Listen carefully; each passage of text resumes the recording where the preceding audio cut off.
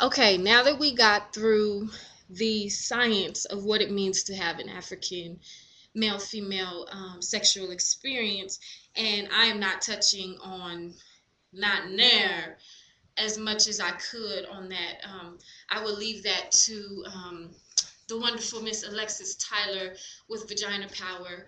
Y'all make sure you support this movement. All my friends and girlfriends in Atlanta, she will be there at Sugarwater. Y'all make sure you support that in December. I'll post it with all the details so that you can support it. But this sister is doing great things for the empowerment of women and vagina power. I'm definitely down with that movement. So you make sure that you become a part of it.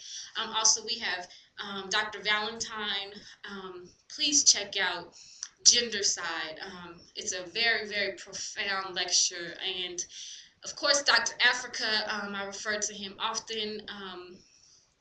Great science that is given on the relationship of male-female sexuality and why it is so crucial that you understand the science behind it and what it means. So I'm not at all taking the stance that that is the basis of what Soldiers is about, because it's not. The basis of Soldiers is to be the women in the movement and making sure we are empowering our people.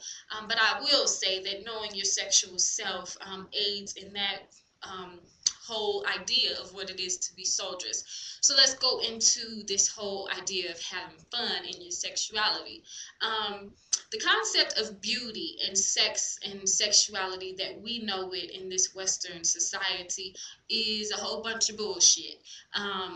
You can't even compare our beauty, our sexuality, our sense of self, our connection to the creator, our connection to the earth, to the solar system. You cannot compare it to our white counterparts and white women. So the first thing is to throw the entire European concept of sexuality and beauty out the window, because we're not European, okay? So we can't have that same standard when it comes to what it looks like. I will never look like a white woman. I will never have sex like a white woman. The rhythmic movements in sexuality, that is something profound too. That is a form of communication. I'm a dancer, so I understand how deep and how profound just the rhythm and the sway that we get into together and what is being communicated. They don't even have that type of rhythm. So there is no way and no need to have their concept, their standard, in comparison to what we have.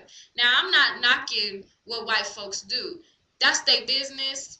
I don't care. I don't relate to that, but that doesn't mean that I'm at all disrespecting it. All I'm saying is that I'm pro-black. Okay, and I'm not anti-white. I'm not anti-anything other. All I know is what it means to be a black woman, and I'm definitely, I can't be racist because I'm not in the position of power. So, that all of the stuff that we think in terms of European ways of beauty and sex, that is the first step to freedom.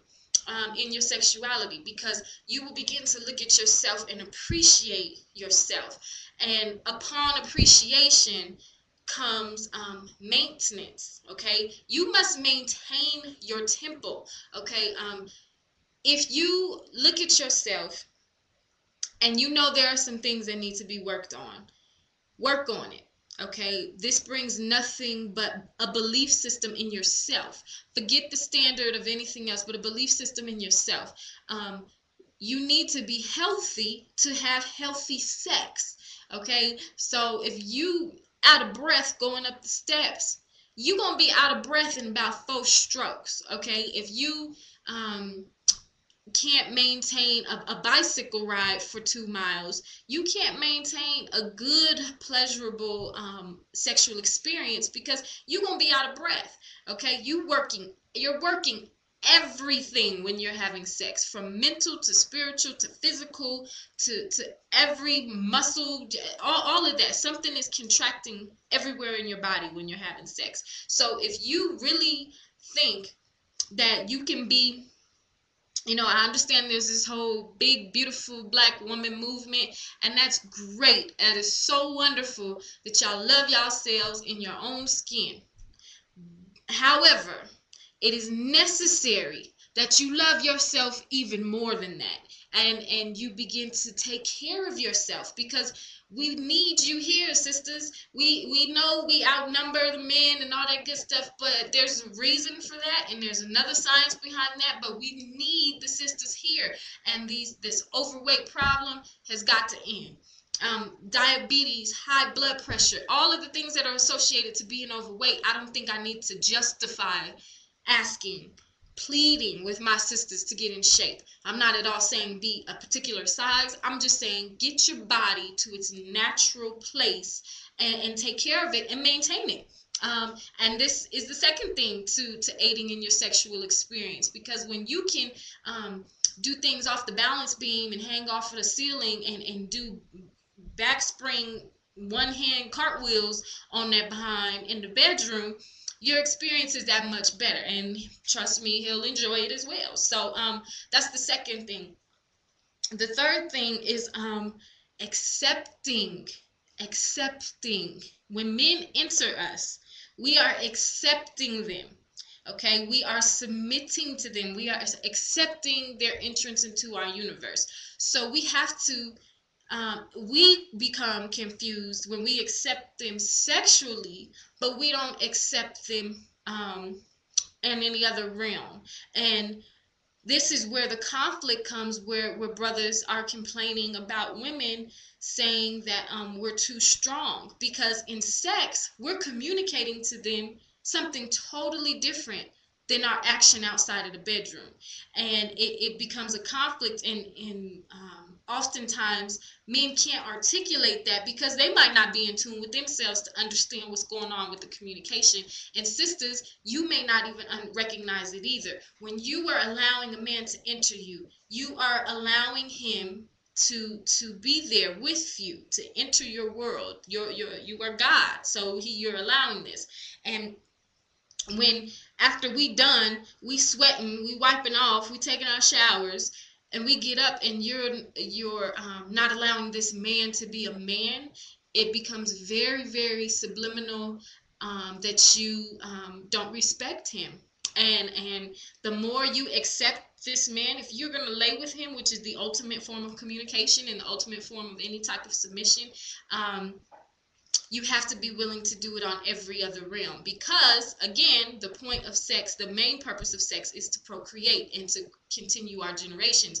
So and our child needs to feel that energy too, as they're being planted and as they're being bred into our wombs. And the next thing is to have no limitations. Now, I'm not talking about nothing in the behind. I'm not talking about that. I'm talking about have no limitations, have fun, go into character. If you need, I wouldn't suggest going into character. People say that. I don't suggest it, because it gives you an excuse to not be yourself and not be comfortable in yourself, and blame nonsense on some alter ego. Alter egos, that's multiple personality disorder, okay? But have fun. Don't be afraid to wear something sexy, to put some jewelry on, to dance for them, to do anything. This is very much a practice that needs to happen. There needs to be some sort of funness in it besides just the actual action. And the foreplay, sisters, if you're not engaging in letting that wonderful organ on that man be entered into your mouth, you're crazy. And you are very much missing out on yourself, because it is very much fulfilling to know that you can fulfill your man in that way, and that he enjoys it, and he allows you to. There's very much communication in your sexuality, and we have to be comfortable with it. So the point is to let go of the European standards. Definitely love yourself enough to take care of yourself while you're doing this.